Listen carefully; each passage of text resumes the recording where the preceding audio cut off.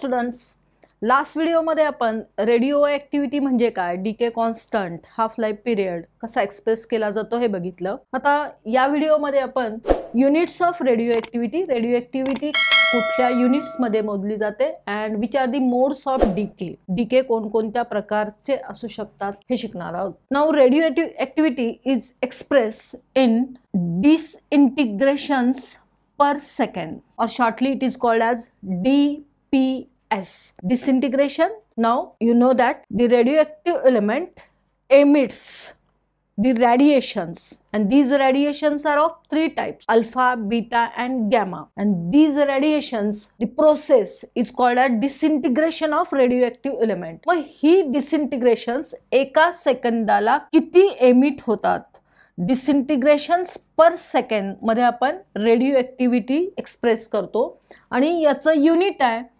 Curie. One of the unit of radio activity is Curie.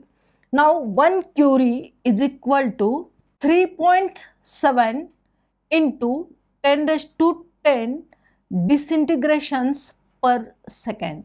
1 curie, or it is denoted by CI. 1 curie, shortly it is represented by CI, is equal to 3.7 into 10⁻10 disintegrations per second. Another unit for radioactivity is becquerel. म्हणून माहित आहे scientist बेक्वेरेल ना radio शोध लावला आणि या बेक्वेरेलचा आपण short form लिहू शकतो BQ. And remember, 1 becquerel is equal to 1 DPS. 1 disintegration per second, that is equal to 1 becquerel, and so 1 curie is equal to, we have said, to 3.7 into 10⁻10 DPS, and therefore 1 curie is equal to 3.7 into 10⁻10 becquerel. का? कारण एक becquerel म्हणजे 1 DPS, 1 disintegration per second, आणि 1 curie is equal to 3.7 into 10⁻10 DPS, and therefore 1 curie is equal to 3.7 into 10⁻10 becquerel. So these are the two units of radioactivity. That is, radioactivity is measured in the units curie and becquerel. Here 1 becquerel is equal to 1 DPS and 1 curie is equal to 3.7 into 10⁻10 becquerel, because 1 becquerel is equal to 1 DPS.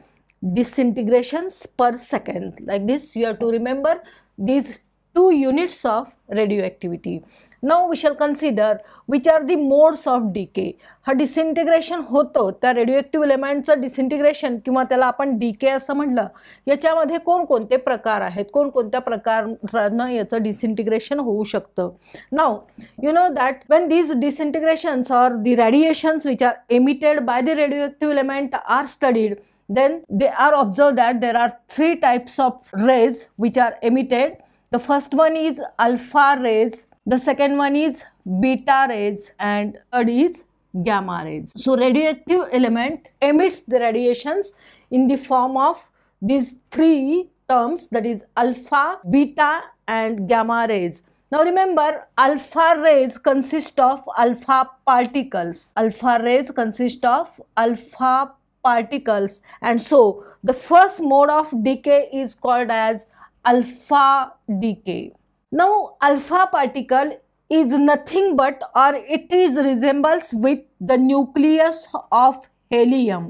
That means it consists of 2 protons and 2 neutrons. 2 protons, so atomic number 2, and 2 neutrons, 2 protons plus 2 neutrons, so number of nucleons are 4.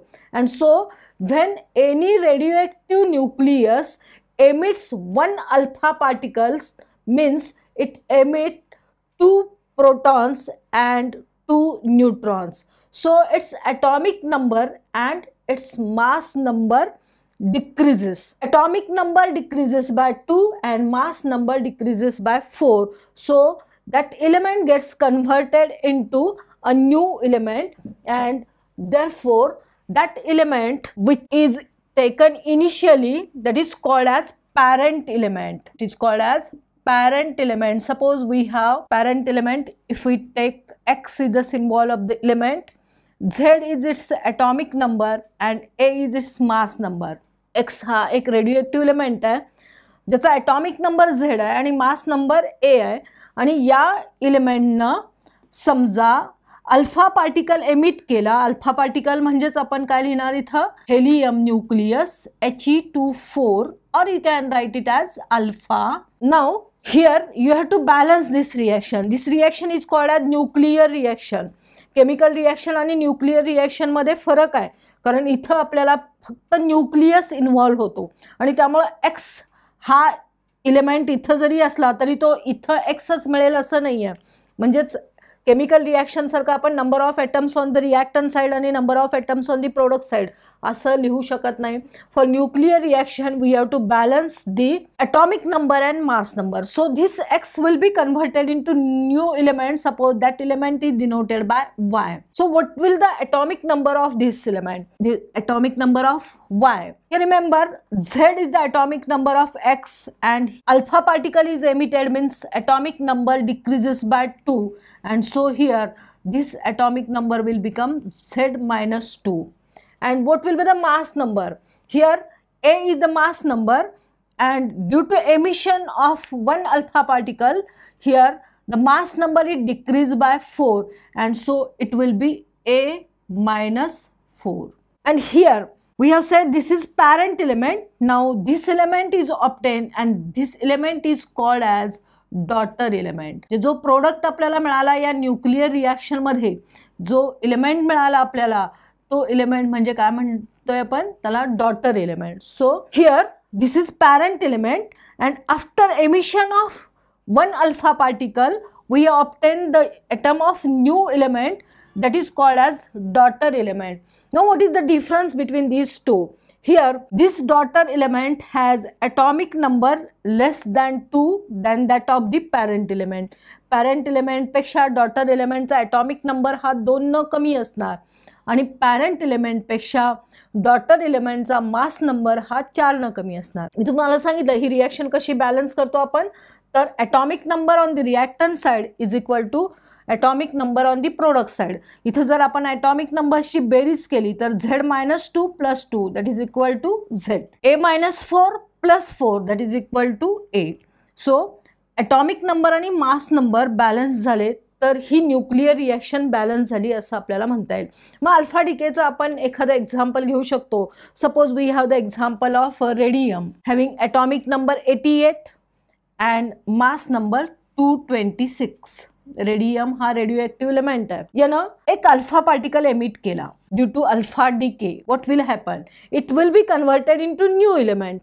आता या new एलिमेंटचा जो atomic number आहे तो काय असणार आहे 2 न कमी असणार आहे म्हणजे याचा ॲटॉमिक नंबर असेल 86. 88 minus 2 आणि मास नंबर काय असणार आहे 226 minus 4 that is equal to 222. 26 minus 4 that is equal to 222. This element suppose it is red on and so here we can say He24. This is the example of alpha decay. That is this element is parent element, this element is daughter element. What is the difference between these two? The parent element has atomic number greater than 2 or it is more than 2 than the daughter element, or daughter element has atomic number less than 2 and mass number less than 4. Now if you consider the position of parent element and daughter element in the periodic table, then we can say that the daughter element is 2 places before the parent element in the periodic table. आता periodic table मध्ये ज्या elements ची रचना केलेली आहे जी arrangement केलेली आहे ती atomic number वर आधारित आहे. मग पॅरेंट एलिमेंटचा ॲटॉमिक नंबर हा इथं 2 न जास्त असणार आहे डॉटर एलिमेंट पेक्षा आणि त्यामुळं जो डॉटर एलिमेंटचा ग्रुप असणार आहे तो काय असणार आहे पॅरेंट एलिमेंट पेक्षा 2 न कमी असणार आहे, किंवा पॅरेंट एलिमेंटचा ग्रुप जो आहे तो डॉटर एलिमेंट पेक्षा 2 न जास्त असणार आहे. म्हणजे आपण असं समजूया की समजा हा पॅरेंट एलिमेंट जो आहे तो 15th ग्रुपमध्ये आहे, पिरियडिक टेबलमध्ये तो 15th ग्रुपमध्ये आहे. तर डॉटर एलिमेंट कोणत्या ग्रुपमध्ये असेल? पॅरेंट एलिमेंट 15th ग्रुपमध्ये आहे, तर डॉटर एलिमेंट त्याच्या आधी 2 ग्रुपमध्ये असेल, म्हणजे तो 13th ग्रुपमध्ये असेल. सो या अल्फा डीके मध्ये आपण सांगू शकतो की त्या एलिमेंटची पिरियडिक टेबल मधलं स्थान सुद्धा आपल्याला इथं निश्चित करता येतं. So remember here, due to emission of 1 alpha particle, the atomic number of the element, radioactive element, decreases by 2 and mass number decreases by 4. Now remember, this daughter element can be radioactive or it can be stable. म्हणजे समजा इथं radon काय आहे? Unstable आहे, म्हणजे तो radio active आहे. परत तो काय एमिट करेल? अल्फा पार्टिकल एमिट करेल किंवा बीटा पार्टिकल एमिट करेल आणि स्टॅबिलिटीकडे वळेल. म्हणजे इथं आपल्याला जोपर्यंत डॉटर इलेमेंट हा स्टेबल इलेमेंट म्हणून मिळत नाही तोपर्यंत हा डीके चालूच असणार आहे. This is the first mode of decay, that is alpha decay. Now we shall consider the second mode of decay, that is beta decay. Beta emission, beta rays are emitted, beta particles are emitted, and so the second mode of decay is beta decay. Alpha decay पहिला मोड आणि त्यानंतर दुसरा मोड आपण म्हणू शकतो, it is beta decay. Now you know that beta particles are denoted by the notation beta like this, and beta particles are nothing but the electrons, or they are having the properties of electrons, means they are having the charge -1 and the mass of beta particles is negligible, and so we can represent beta particle as electron, means one beta particle has the charge -1 and mass which is negligible. So if you consider after beta decay what happens to the parent element or what happens to the daughter element. Suppose again we can take X, Z, A. Z is the atomic number, A is the mass number. If it emits one beta particle, E -1 0, what will be the daughter element? What is the atomic number of the daughter element and what is the mass number of the daughter element? Here remember, Z is the atomic number and here E -1 0 means what will happen? If you have to balance this, you can say it is Z plus 1. Z plus 1 minus 1, it is equal to Z, and mass number, it will remain A. It will remain as A. See here, when any radioactive element emits one beta particle, its atomic number will increase by 1 and mass number will remain the same. कुठल्याही radio एलिमेंटनं जर एक beta particle emit केला तर काय होईल? जे daughter एलिमेंटचा जो atomic number आहे तो 1 न वाढलेला मिळेल आपल्याला आणि त्याचा मास नंबर आहे तोच राहील. Suppose we have NP, neptunium, having the atomic number 93 and mass number 238. Atomic number 93 and mass number 238. Suppose it emits one beta particle. एक बीटा पार्टिकल यानं एमिट केला तर नवीन एलिमेंट जो मिळतो having the symbol Pu, what will happen to its atomic number? याचा atomic number काय होईल? 1 न इन्क्रीज होईल आणि मास नंबर आहे तोच राहील आणि त्यामुळे ही रिॲक्शन आपण या पद्धतीने लिहू शकतो. So due to emission of one beta particle, here NP, neptunium, is converted into Pu having atomic number 94. याच्यापेक्षा याचा atomic number 1 न जास्त आहे आणि मास नंबर तोच राहिला. असं कुठल्याही आपण एलिमेंट बद्दल सांगू शकतो की ज्या एलिमेंटनं त्या रेडिओएक्टिव्ह एलिमेंटनं एक बीटा पार्टिकल एमिट केला तर त्याचा ॲटॉमिक नंबर फक्त बदलेल, मास नंबर बदलणार नाही. म्हणजे ॲटॉमिक नंबर वेगळा आहे आणि मास नंबर सेम आहे. तर या दोन एलिमेंट्सना आपण एकमेकांचे आयसोबार्स म्हणू शकतो. These are the isobars of each other. So remember, due to emission of beta particles, number of beta particles कितीही बीटा पार्टिकल्स एमिट होऊ देत, 1 होऊ दे, 2 होऊ दे, 3 होऊ दे, 4 होऊ दे, जो मास नंबर आहे तो आहे तेवढाच राहणार, मास नंबर सेमच राहणार. ॲटॉमिक नंबर फक्त 1 न इन्क्रीज झाईल एका बीटा पार्टिकलच्या एमिशनमुळं, पण मास नंबर कितीही बीटा पार्टिकलचं एमिशन झालं तरी तेवढाच राहील. आणि म्हणून बीटा पार्टिकलच्या एमिशनमुळं जो डॉटर इलेमेंट तयार होतो तो पॅरेंट इलेमेंटचा आयसोबार असतो असं आपण म्हणू शकतो. So due to emission of beta particles the new element obtained, that is daughter element, is isobar of parent element. Remember here, what can you say about the position of these two elements in the periodic table? Daughter element atomic number हा parent एलिमेंटपेक्षा 1 न जास्त असल्यामुळं त्याची position ही उजव्या बाजूला असेल, किंवा एक ग्रुपनं तो जास्त उजव्या बाजूला, जे राईट हँड साईडला याची पोझिशन बदलणार आहे एका ग्रुपनं. अँड सो पॅरेंट एलिमेंटपेक्षा डॉटर एलिमेंट हा एका घरानं उजव्या बाजूला असेल, किंवा डॉटर एलिमेंटपेक्षा पॅरेंट एलिमेंट हा एका ग्रुपनं डाव्या बाजूला असेल. हे आपण बीटा डीकेमध्ये झालेल्या एमिशनमुळे झालेल्या बदल सांगू शकतो. अशा प्रकारे आपल्याला कुठलीही न्यूक्लिअर रिॲक्शन दिली आणि ती बॅलन्स करायला विचारली तर या पद्धतीनं आपण बॅलन्स करू शकतो. समजा तुम्हाला कुठल्याही इलेमेंटचा सिम्बॉल माहीत नाही आहे, समजा तुम्हाला इथं PU हा 94 ॲटॉमिक नंबर असणारा सिम्बॉल माहीत नाही, तुम्ही X लिहू शकता, पण ॲटॉमिक नंबर आणि मास नंबर हा करेक्ट लिहिला पाहिजे.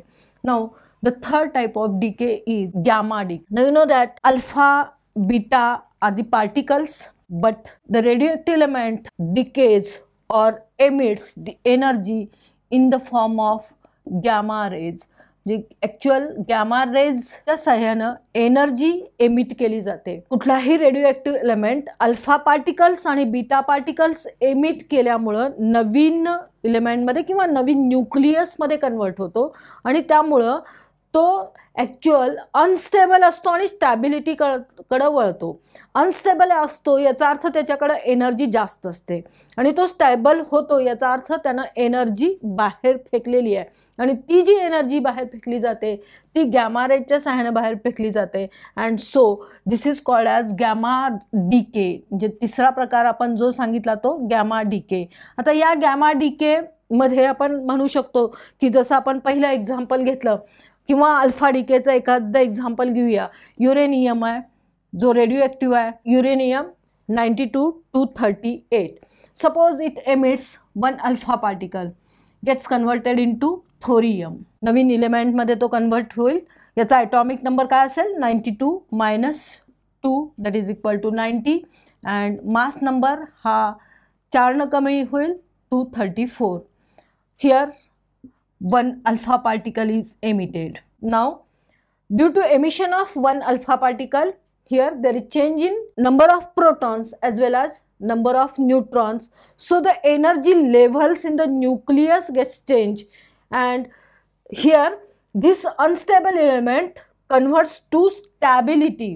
जरी हा स्टेबल नसला, म्हणजे हाही रेडिओ ॲक्टिव्ह आहे पण याच्यापेक्षा हा थोडासा जास्त स्टेबल आहे, म्हणजेच यानं स्टॅबिलिटीकडे वळताना एनर्जी एमिट केली, आणि इथं जी एनर्जी एमिट केली जाते ती गॅमा रेजच्या स्वरूपात असते. कुठल्याही रेडिओ ॲक्टिव्ह एमिशनमध्ये अल्फा किंवा बीटा पार्टिकल एमिट झाल्यानंतर एनर्जी एमिट होणार आहे, आणि ती एनर्जी गॅमा रेजच्या स्वरूपात असते. ती एनर्जी तो डीके कोणत्या प्रकारचा आहे त्याच्यावर अवलंबून असते. म्हणजे अल्फा पार्टिकल किती वेगानं बाहेर पडले त्याच्यावर एनर्जीचं स्वरूप अवलंबून असतं, किंवा एनर्जीची व्हॅल्यू अवलंबून असते. Like this there are 3 modes of decay, that is alpha decay, beta decay and gamma decay. For that you have to remember the symbol of alpha particles He24. आणि ह्या सिम्बॉलवरूनच तुम्ही सांगू शकता की जर एक अल्फा पार्टिकल त्या रेडिओ ॲक्टिव्ह एलिमेंटमधून बाहेर पडला याचा अर्थ इथं ॲटॉमिक नंबर 2 कमी झाला आणि मास नंबर 4 कमी झाला. हा सिम्बॉल लक्षात ठेवला की आपल्याला त्या व्हॅल्यूज लक्षात राहू शकतात. Beta particle it is represented by E-10. म्हणजेच जेव्हा कुठलाही एलिमेंट बीटा पार्टिकल एमिट करतो तेव्हा आपल्याला ती रिॲक्शन बॅलन्स करण्यासाठी प्रोडक्ट साईडला E-10 घेतलं पाहिजे.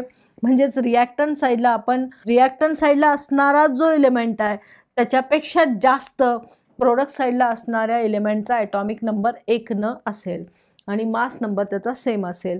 गॅमा रेजमुळं ॲटॉमिक नंबर आणि मास नंबरमध्ये काही बदल होत नाही, फक्त कुठल्याही अल्फा आणि बीटा डिके बरोबरच एनर्जी एमिट केली जाते. So we have considered today which are the units of radioactivity and which are the modes of decay. In the next video, we shall consider about the artificial radioactivity or artificial disintegrations. जसं naturally कुठलाही radio element वेगळ्या एलिमेंटमध्ये convert होऊ शकतो, तसा artificially एखादा element दुसऱ्या एलिमेंटमध्ये convert करता येतो का असा प्रयत्न झाला, आणि यासाठीच्या रिॲक्शन्स आपल्याला आर्टिफिशियल ट्रान्सम्युटेशनमध्ये पुढच्या भागात शिकायच्या आहेत.